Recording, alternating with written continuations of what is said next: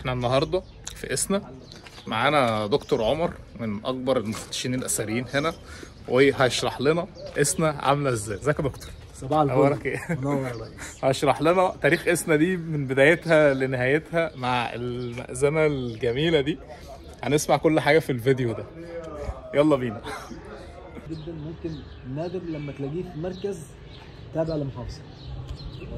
يعني حتى تاريخيا مدينه اسنا كانت في فتره كبيره ايام العصر الفرعوني والمقام الروماني كانت عاصمه للاقليم التالي. يعني لما نيجي نتكلم على ترتيب العصور الاسلاميه مثلا هنلاقي ان في مدينه اسنا هنا في تنوع كمان اثري جدا بيرجع للعصور الفاطميه والعثماني والمملوكي، وكمان عصر اسره محمد علي.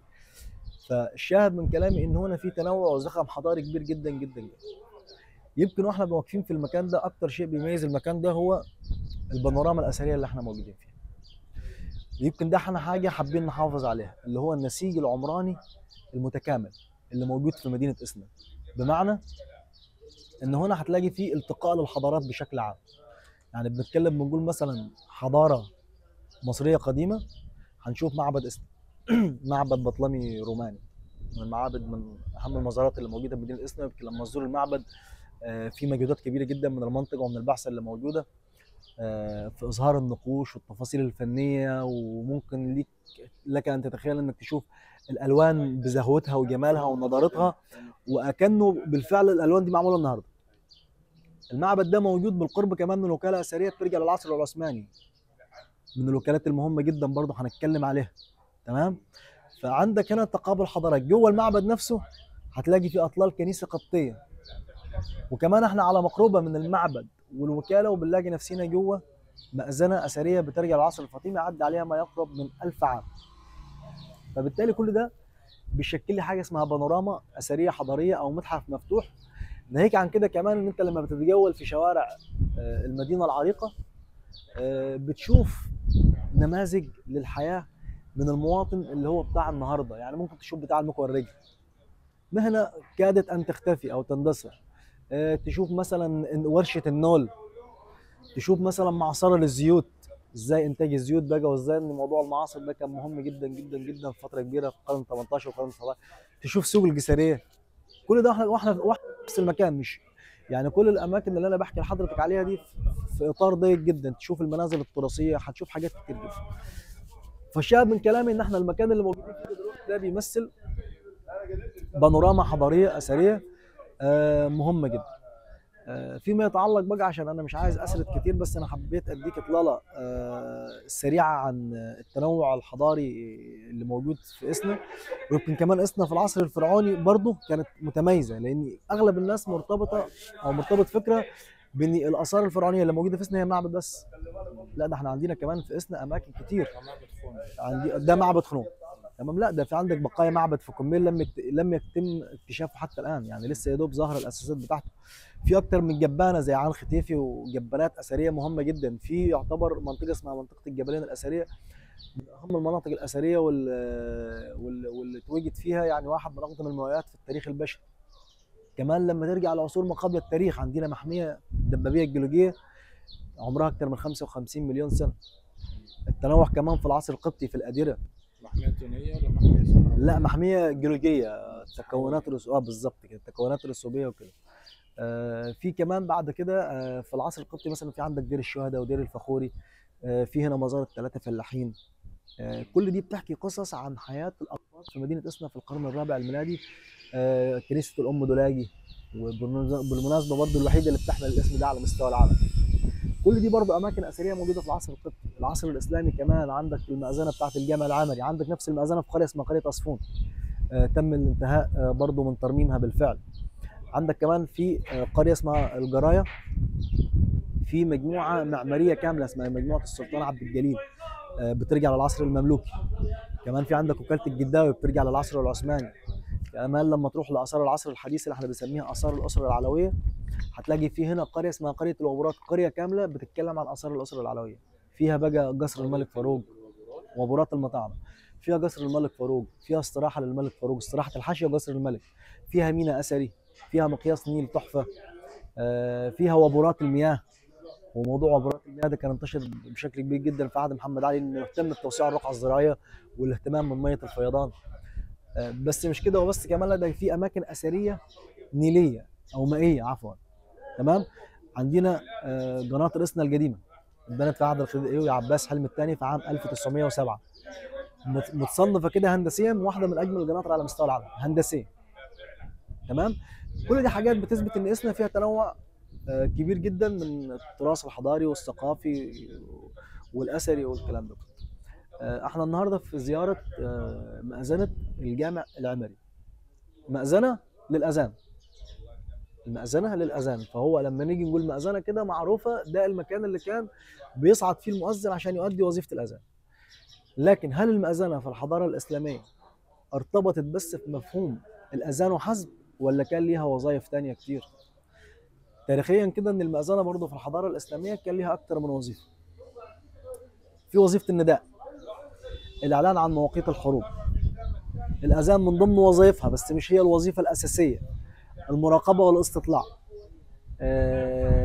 اعلان عن مواعيد الاحتفالات، الاعلان عن خروج الجيوش. كل الوظائف الاعلاميه والاعلانيه اللي كانت بتتم في المجتمع المسلم كانت بتبقى موجوده من المأذنه. للسبب ده طبعا نيجي السؤال يطرح نفسه، هل المأذنه في الحضاره الاسلاميه هي فكره اسلاميه خالصه، ولا المسلمين اخذوا الفكره بتاعت المآذن دي من حضارات تانية سابقه عليهم؟ المستشرقين زي ما هم بيحبوا ينسبوا كل حاجه ليها علاقه بالحضاره الاسلاميه لحاجه غير اسلاميه، شكك كمان في العنصر اللي هو اسمه المأذنه ده كعنصر من عناصر الحضاره الاسلاميه او عنصر مهم من عناصر الحضاره الاسلاميه. قال لك ان المسلمين دول مش هم اللي بنوا المأذنه.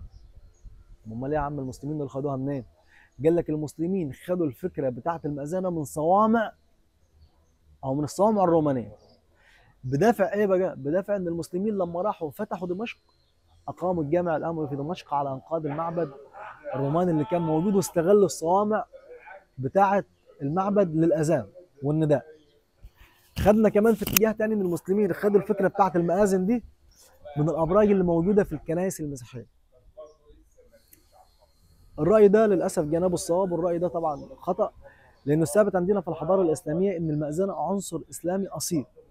بمعنى نيجي نسال سؤال مثلا، نقول هو اصلا في البدايه كان في مآذن؟ في المجتمع المسلم ما كانش في مآذن، لانه اصلا ما كانش في اذان.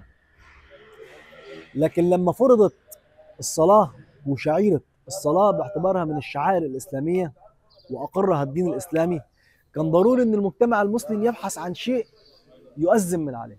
يعني لما سيدنا النبي صلى الله عليه وسلم امر سيدنا بلال ان هو يؤذن، اذن سيدنا بلال، بس كان اول اذان في الاسلام ما كانش فوق مأذنه، لان ما كانش العنصر المعماري اللي اسمه مأذنه ده كان لسه اتبنى، لكن اذن من سور المدينه. واحيانا كمان كانوا بيلجأوا لاسطح المنازل المرتفعه، واحيانا كمان كانوا بيلجأوا لسور المدينه من الخارج، بس شرط ان المكان ده يبقى مرتفع عشان يعلم كل المجتمع بميعاد الصلاه.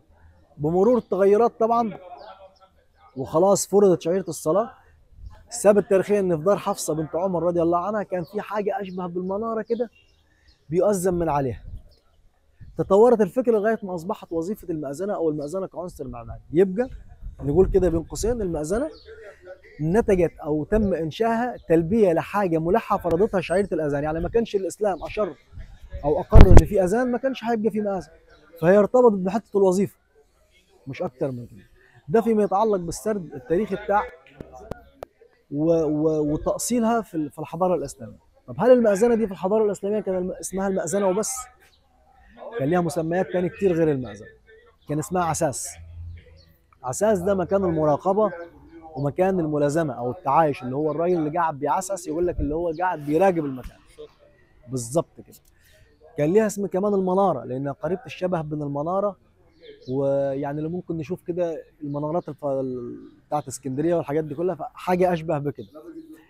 كان اسمها كمان المأذنه، وكان اسمها كمان الصومعه لان اشبه برضو ايه باشكال الصوامع اللي كانت موجوده في المعابد الرومانيه. دي مسميات المأذنه، ومن ثم نقدر كده نستشف انه لا المأذنه كان ليها وظائف كتير جدا برضو في الحضاره الاسلاميه. المأذنه بتاعت مدينه اسنا بقى اتبنت في العصر الفاطمي وتحديدا في عام 474 هجري.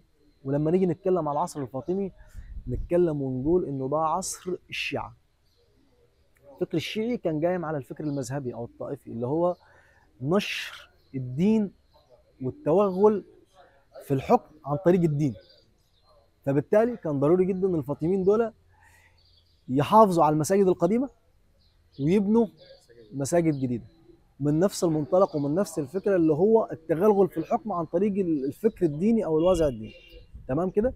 من ضمن المساجد اللي تم انشائها عشان خاطر تنشر المذهب الشيعي هو الجامع العمري بمدينه اسنا.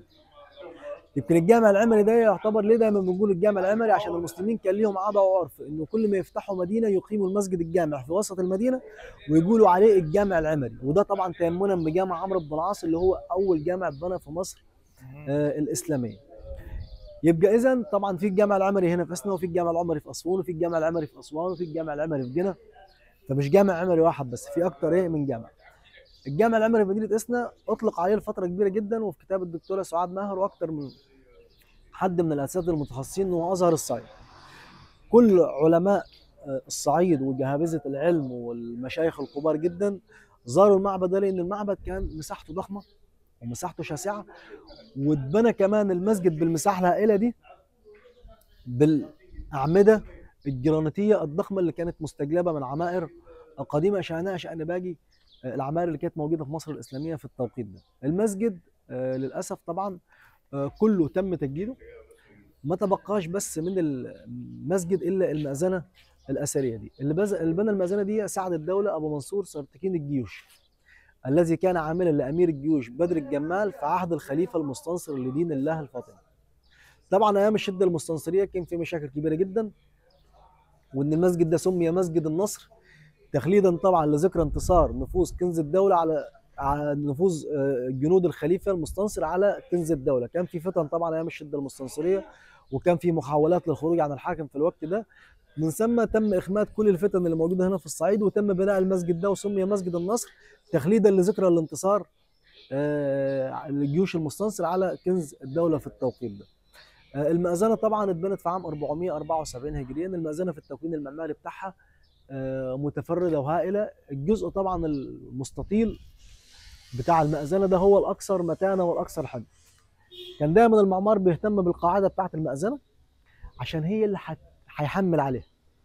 هنلاقي كمان الجزء الاعلى بيستضيق كلما اسطواني بالظبط كده، والجزء الاخير بيستضيق كلما ارتفعنا الاعلى. ودي طبعا حيله معماريه كان بيلجأ اليها المعمار عشان خاطر يخفف برضو الحمل كل ما يرفع نفسه لفوق. طبعا هنا ما كانش المعمار بيتم بشكل عشوائي، يعني استخدام السبائك الخشبيه دي مهمتها اللي هي تعزيز وقوه المكان. الفتحات المزغليه دي كانت بتأدي وظيفتين، ممكن نشوفها برضه النوافذ المغزليه دي في اغلب المآذن او الحضارات الاسلاميه بشكل عام. دي بتأدي وظيفتين، الوظيفه الاولى هي ان هي تدخل لي عنصر الاضاءه، الحاجه الثانيه ان هي كمان تدخل لي عنصر النور، ان هو تبقى في اضاءه وفي تهويه في نفس الوقت. طبعا هنا الزخارف اللي موجوده هنشوف العقود المنكسره والعقود المدببه، وهنشوف مثلا القبيبات، وهنشوف زخرفه المشهر اللي هي الابيض والاسود. تمام كده. كمان في المأذنه الابلق ابيض واسود، والمشهر احمر وابيض. بالظبط كده. هنشوف كمان حاجه مهمه جدا هنا في المأذنه الاسلاميه، الا وهي الساعه الشمسيه او المزوله. المسلمين كانوا بارعين جدا في علوم الفلك، وكانوا سابقين الزمن بزمن كده، فكان ضروري جدا ان هم يخترعوا حيله عشان يعرفوا مواقيت الصلاه. فممكن نبص هنا برضه نشوف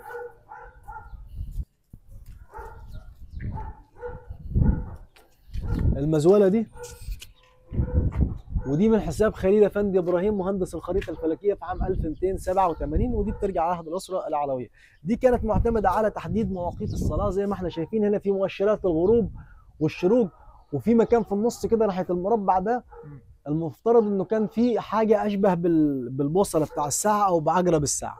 تمام بالظبط كده. هو الفكره كلها كانت مرتبطه بنظريه الظل والضوء، بمعنى ان انا لو انا واقف هنا كده الفكره نفسها معتمده على الظل كده.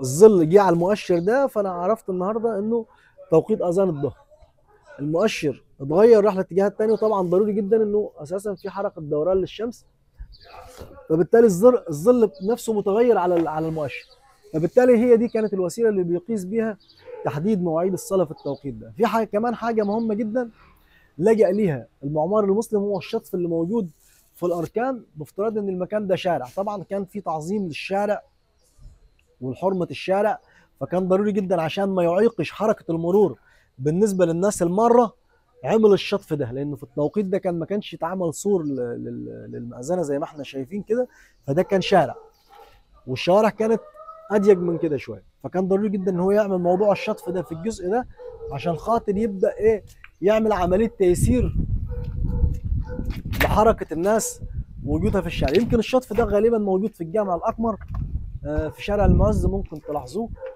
بشكل واضح يعني.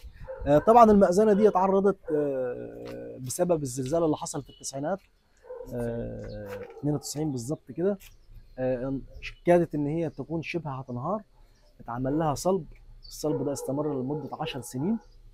بعدين جه مشروع ترميم متكامل للمكان كله، تم خزن التربه، حجم التربه دي بالمواد الاسمنتيه والخوازيق الايباريه، تمام، عشان يعمل نوع من التماسك القوي للمأذنه عشان تظل المأذنه تم عمل الترميم ليها على وضع الميول بتاعها. يعني لما نيجي نوقف من بعيد هنشوف المأذنه فيها ميول في الاتجاه الجنوبي الشرقي كده. فعلا على الميول ده بالظبط كده، فهو الميل ده ثابت بس ما بيتحركش. يعني الميل ده هتلاقي المأذنه عامله كده، لأن المأذنه اتعمل لها نوع من التثبيت الكامل والترميم الكامل على نفس الوضع ده كده. حتى في بعض المصطلحات طلعت على المأذنه في التوقيت ده سموها المأذنه المائله. المأذنه المائله لأن لما نشوفها من بعيد كده هنلاقي فيها ميل كده. في النص اسمها الحباء. ممكن. في النص اسمها الحباء. بالظبط كده، فده كان في عجاله سريعه ابسط يعني او اسرع ما يقال عن المأذنه بتاعه مدينه اسنا، ويمكن السرد السريع كده للاحداث اللي كانت. استمتعنا والله يا دكتور. جميله جدا. ربنا يبارك لك والله. صور بقى انت وتعامل كده وانا معاك برضه. المأذنة رهيبة، زي ما ايطاليا فيها برج بيزا المائل، فاكتشفت ان هنا في اسنا في الصعيد عندنا في كمان المأذنة المائلة. تخيلوا ان المأذنة دي تاريخها يرجع ل1000 سنة من ايام المستنصر بالله، اتبنت تقريبا 400 هجري. ده شكل المأذنة من بره. لسه بقى ايه يعني، دي اول اكتشاف لينا النهارده في الشارع، لسه هنمشي ونشوف بقيه الشوارع عامله ازاي في اسنا الجميله.